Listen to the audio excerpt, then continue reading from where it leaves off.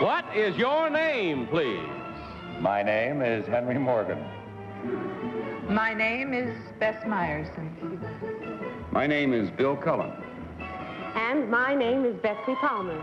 This is the panel of I've Got a Secret, who tonight will play To Tell the Truth. And here is our host, Bud Collier.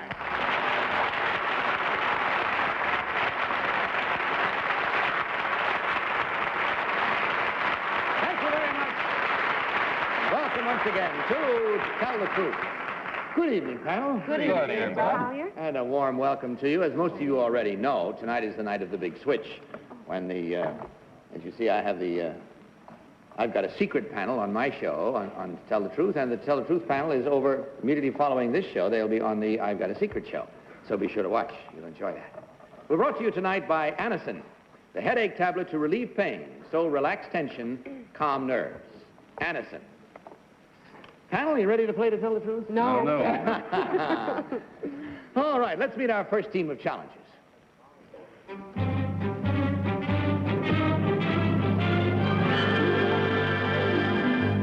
What is your name, please? My name is John Turk.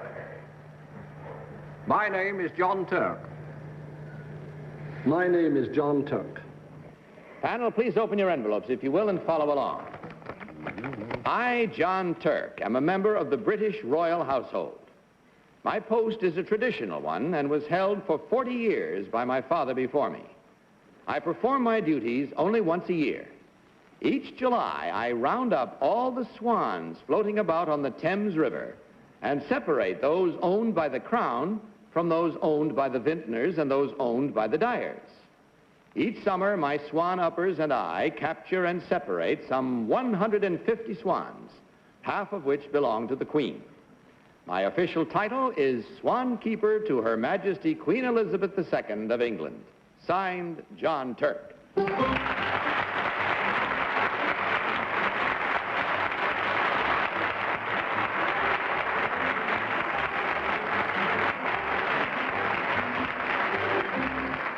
These three gentlemen all claim to be John Turk, keeper of the British Royal Swans. Let's start this questioning tonight, if we may, with Bess Myerson. Bess? Thank you, Bud. Number 2, as a swan upper, what do you do with these swans after you separate them? Put them back in the river. Put them back in the river? Yes. But you've just separated them in the river, haven't you? Yes. Well, number 1, how do they all get so confused? I beg your pardon? How do the swans all get confused with those owned by the vintners and the dyers? They have different markings on them. Well, do they all swim in the same water? They swim on the Thames. I see. Number 3, are you still a member of the royal household? Yes, When did you arrive here? last Friday. Number 2, there was a book recently written by a former member of the British royal household. Do you know who it was who wrote the book? His Royal Highness the Duke of Windsor. I mean someone who was... Bill Cullen. You don't go to work until July, number 1, I will begin That is with. correct. And then the other 11 months, you just loaf around the castle, or do you have, or do you go home, or what do you do like the rest of the year? I work. You work? Yes. At another job? Yes. I see. Now, what is the purpose of separating Her Majesty's swans from the other people's? I mean, is there something to be done with them, or like does... Is it important? I'll ask this to number 3. Is it important that they be separated? Oh, indeed it is, because obviously they're each other's properties. Uh-huh. You mean the Queen Swans isn't allowed in on the Vintners Swans Lake, number 2? Oh, yes, they're all on the river together. Betsy Palmer. Mr. Turk, number 1, how do you capture the swans? What do you use? We have 6 boats, and we go up, and the 6 boats, 2 boats are by the vintners, 2 by the dyers, and 2 under the Crown. Thank you. Mr. 3, Mr. Turk, do you use anything besides the boats to catch the swans? Our hands. Your hands? Yes. Mr. 2, Mr. Turk, do you agree with that? Yes. Do you feed, number 1, do you feed the ducks at all? Swans. The swans, I mean. Yes. And ducks, Yes. Yes. Henry Morgan. Number 1, once you have these swans separated, how do they get back together again? They swim on the Thames round there. There's nothing to stop them getting together again. They all swim round there. You mean you just separate them for the heck of it and then you roll away and they get back? No, we separate them to put the marks on there. Separate the queen swans from the Dyers and the Winters swans. I see. Number 2, when did swan upping start? Oh, around 600 years ago. Number 3, do you see any future in your job? Well, it won't cease with me. I beg your pardon, sir. It won't stop with me. It won't stop with him, and that does stop, though. It stops the time. We have no more time to ask questions. Only time to mark your ballots, panel. So will you kindly mark them at once without any consultation as you mark? And, of course, don't change them once you have marked. Vote for number 1, number 2, or number 3. Team of challengers will receive $250 for every incorrect vote. Are all ballots marked, panel? Yes, sir. All right. Henry, for whom did you vote? I voted for number 2. The reason is, if I wanted my swans upped, that's the kind of man I would like to up my swans. That's Myerson. Well, I voted for number 2, Bud, because I thought that since a swan upper only works 1 month, for the other 11 months it would take him that long to groom that beautiful beard and mustache. Bill Cullen, which one did you select? I voted Bud for number 3 because number 1's answers sounded remarkably accurate, and number 2 looked like he would be a swan upper, and knowing the thinking that mostly goes on in this show, I figured that left only number 3. Genius is the word for us. Okay, Betsy, what is your choice? Well, I voted for number 3 also. I figure that anybody who has to up and catch swans has to be long and lean. Long, lean hands and fingers, and he looks as though he might have them, so... Well, that splits it evenly down the middle, and there were 2 for number 2 and 2 for number 3. Let's go along with that, shall we, and find out immediately which one of these 3 gentlemen, in truth, is the real keeper of the British Royal Swans. Will the real John Turk please stand up?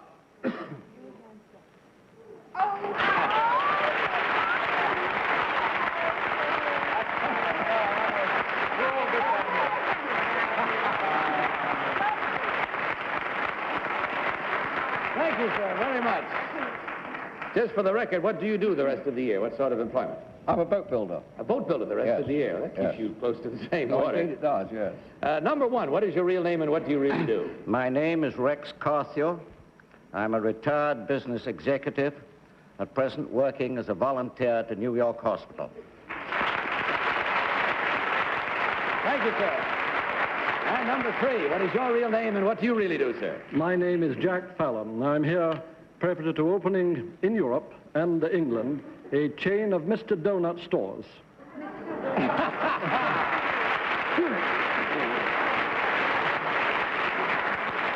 Incidentally, we want to especially thank Mr. Turk for flying all the way from London, England, just especially to be here with us tonight. We thank you for that, sir. Thank you.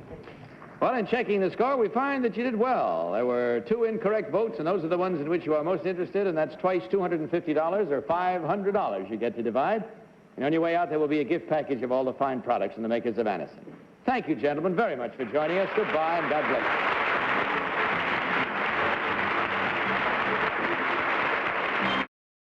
And now let's meet our next team of challengers.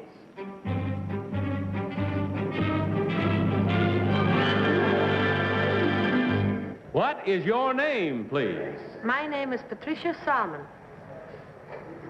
My name is Patricia Sonnan. My name is Patricia Salmon. Follow along once again with that second card, if you will, please, panel. I, Patricia Salmon, former model and airline stewardess, run a charm and fashion school called Patricia Charm. The curriculum consists of courses in figure control, wardrobe planning, social graces, makeup, and voice quality improvement. My staff and I also teach an advanced class called the Cover Girl course. Patricia Charm is unique in that it is the only Western-style charm school in Tokyo, Japan. Signed, Patricia Sonnan. Panel, these three ladies all claim to be Patricia Salmon, operator of a charm school in Tokyo, Japan. Let's start this cross-examination with our own operator of a charm school, Bill Cullen. Bill? Flunker, that's what I am. I will begin by asking number 2. Patricia, you were an airline stewardess. Was it in this country? No, it was not in this country. Was it in Japan? No. Number 1, where was it that you were an airline stewardess? In what country? Scandinavia. I see. Are you a Scandinavian, number 3? No, I'm an American. You're an American, but you worked in Scandinavia. No, I did not. You worked for the Scandinavian airline in some other country, is that it? No, I did not. I worked for Pan American. Oh. Just flew with one arm on both airplanes like that. Number 2, have I asked? Oh, I'm sorry. Number 3, how do you go about the course of voice improvement? We use a tape recorder in order to improve voice quality. Number 1, how do you go about it? I'd agree in the same. Your classes. Number 2? Yes, and we have other techniques too. Such as?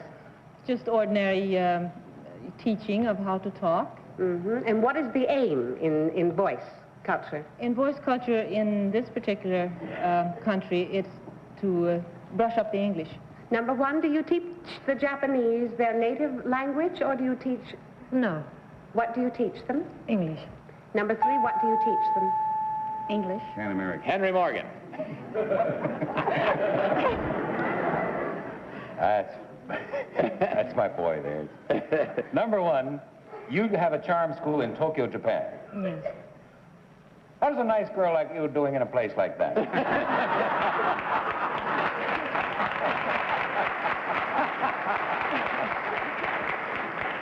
Well, there actually is a serious question behind it. Number 2, how did you get to Tokyo? I don't mean did you fly there. How did you end up there? Well, I was always interested in going there, and I had a chance to become a secretary to a businessman, and I went there, and then I stayed. Number 3. Bess Myerson. Oh. Oh, dear. Number 1, what street is your charm school on? Well, it's close to Yogi Street, and it covers an area of about 1 square mile. What is the name of the street? Yogi. Yogi. Number 2, how far is Kyoto from Tokyo? Oh, it's about 2 hours trip on the train, fast train. Number 3, do you agree? Kyoto? Well, I think on the express it's almost 3 hours. And number 1, how long is it? I wouldn't know that. No. Exactly, no. Number 2, there's a very famous judo hall in Tokyo. Do you know the name of it? No. Number 3, do you? No. That's all the time we have, unfortunately, but try a few judo holes on your ballots there and mark them, if you will, please. Mark them at once, without change, without consultation, of course. Voting simply for number 1, or for number 2, or for number 3. All ballots marked? Yes. All right. Henry, for whom did you vote this time? Number 2, for 2 reasons. 1, it won last time. And 2, I know there's a new train between Tokyo and Osaka. It's very fast. I didn't know it was as little as 2 hours. But if it is, then we're all in business, and she's it. Bess. Well, I voted for number 3. And Henry, I don't think that train ride could possibly take 2 hours. It might be more like 3. And 3 has an adventurous look to her. Bill Cullen, which one do you think is the real one?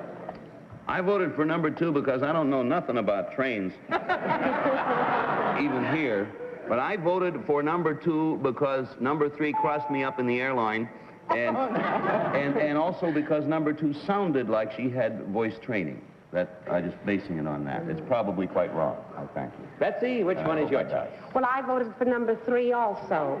And I thought that since she is a brunette and the other girls are blondes, that she probably leads a nice kind of example for the Japanese girls with their dark hair. Huh.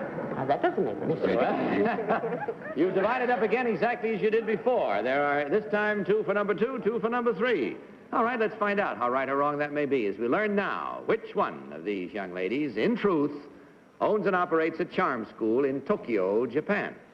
Will the real Patricia Salmon please stand up?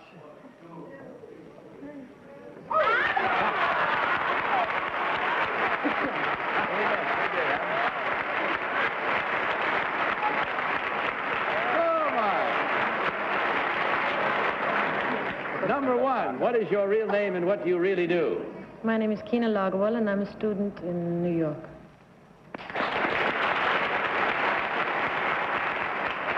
And number two, what is your real name and what do you do? My real name is Julie Cantor, and this young lady is my daughter.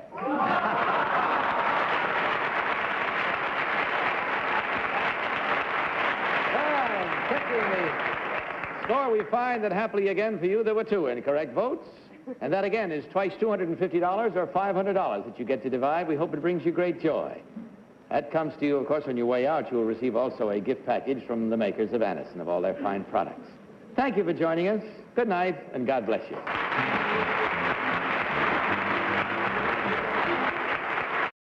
Meet our third team of challengers.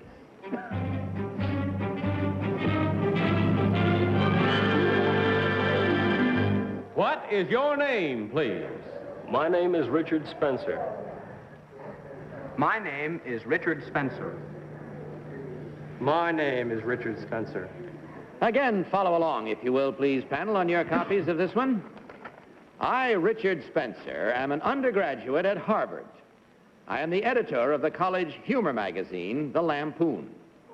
The Lampoon was founded in 1876, which makes it the oldest humor magazine in the United States. Within the past few days, I talked to each of tonight's panelists on the telephone. I interviewed them about their opinion on the advantages and disadvantages of being in the public eye. In answer to my questions, Betsy Palmer was sincere. Can you imagine? Bill Cullen was breezy. Bess Myerson was articulate. What does that mean? And Henry Morgan was Henry Morgan. Signed, Richard Spencer.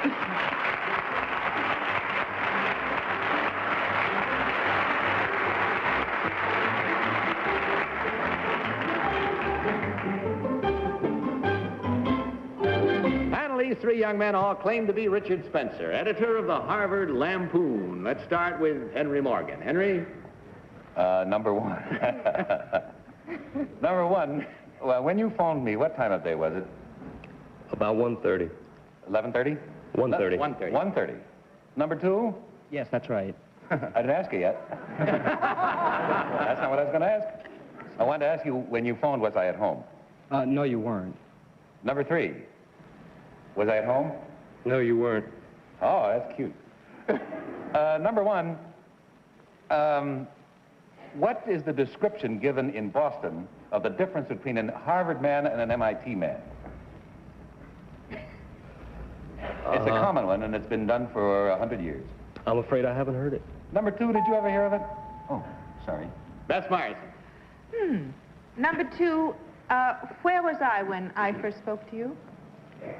You were in Miami Beach. Right. And number three, what time did you call me? About 1 o'clock. Number one, what did Henry Morgan say when you asked him what the disadvantages were of being in the public eye? As I recall, he said, invasion, something to do with the invasion of privacy, I believe. Number two, what did he say? He said it was a pain in the neck because you never get any privacy. Number three? He complained a lot. Number one, what was... Number one? Number one, what did he say were the advantages of it? He said there were none. Oh, and number two, do you Bill agree? Cullen, sorry. Oh, did The I bell get the rang. bell? May I continue number two on Henry's question, which went originally to number one, what is the description of the difference between an MIT man and a Harvard man? I'm afraid I haven't heard that one.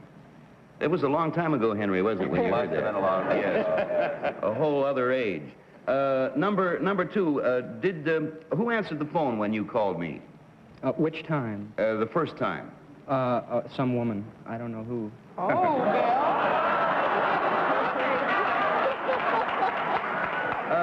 Number one, do you know who that woman was? No, I don't. Do you, Bill? I'm trying to find out. Number 3, do you have any idea who answered the phone? Bell rang, I'm sorry. Betsy Farmer. Number 3, who answered the phone at my house? That same I think woman. you did. Number 2, who answered the phone at my house? I'm afraid I don't remember. Number 1, who answered the phone at my house? A woman did. Well, that's crazy. I answered the phone and they don't know it. You're a woman. Oh, I know, but, well, my gracious. What did I say about department stores? Number 1. You said it was difficult to get your shopping done since you were Number in... 2, who stops me with my shopping? Various people who were shopping in the store. Number 3, who stops me with my shopping? People in the store that want your autograph. And the store detective, probably. That's all we have time for. It's time for you now to mark your ballot. So please mark them at once as before without any consultation and no changing once you've marked. Vote for number 1, number 2, or number 3. This is causing a little trouble, is it? Yeah. Mark them up. Eeny, meeny, miny. Isn't that too much? Okay. Henry, for whom did you vote? I voted for number 2 because I'm in a rut. But it did seem to me that number 2, in general, with what few questions we got to ask, seemed to be most familiar with what the right answers were, I think. Bess? I voted for number 3 because I was trying to recall what his voice sounded like, and it sounded most like number 3's. Bill Cullen. That sure blows my theory. Why, baby? I've had a bad night, so I've voted a little bit for each. No, I have voted for number 2 because, contrary to what Bess says, if I know anything about voices, I am sure that was the voice that I spoke with on the telephone. You were the woman. No, after the woman finished, I still don't know who the woman was. But Well, now, is this going to wind up the same as the other round? How about it, Well, Betsy? I'll tell you. I thought number 3 sounded like the voice on the phone. But number 1 was the only one that knew it was a girl who answered the phone at my house. And so I had to vote for number 1. Well, that at least breaks the spell of the voting so far tonight. It's now split up widely and handsomely. Now, 1 for number 1, 2 for number 2, 1 for number 3. All right, let's go with that. Find out at once. Which one of these 3 young men, in truth, is the editor of the Harvard Lampoon? Will the real Richard Spencer please stand up? Who got it? First guy.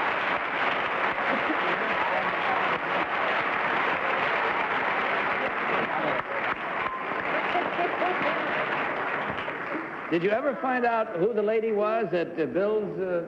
I have a theory. You have a theory? I'll talk to you later.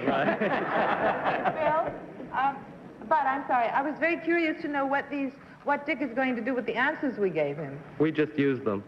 Just now, and that's all. I mean, we're not going to be written up in the Lampoon, are we? Number 1, what is your real name and what do you really do? My name is Tom O'Keefe, and I'm a freelance radio announcer. Good boy. Number 2, what is your real name and what do you do, sir? My name is Pete Putzel, and I'm a teaching fellow at Yale University.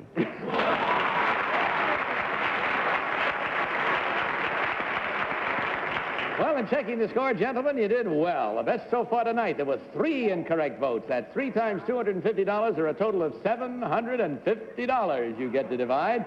On your way out, you'll also receive a gift package of all the fine products from the makers of Anison. Thank you very much for sharing your evening with us. Hope you had fun, too. Good night, and God bless you.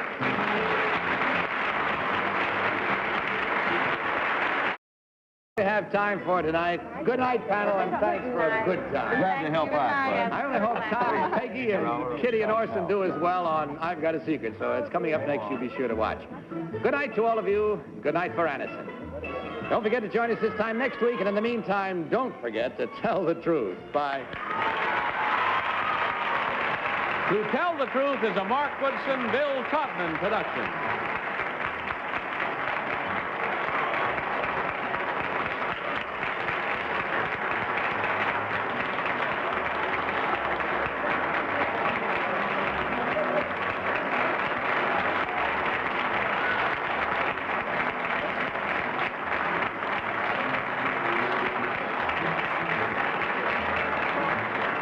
To Tell the Truth has been brought to you by Sleepy's, the non-narcotic sleeping tablet. Sleepy's for a good night's sleep. This is Johnny Olson speaking. For To Tell the Truth, the program was pre-recorded.